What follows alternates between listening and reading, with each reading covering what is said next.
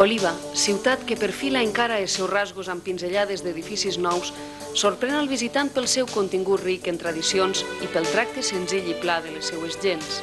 Són els olivans, homes i dones oberts i moderns que en saben valorar d'uns carrers empedrats, d'uns barris plens de vida i, sobretot, d'un casc antic. Al voltant de l'església de Sant Roc i Santa Maria la Major, la història ha deixat constància del seu pas, signant la presència de diferents cultures. Moltes paraules caldrien per tal de descriure el parc natural de la Marjal i molta atenció per conèixer i apreciar la vida que l'envolta.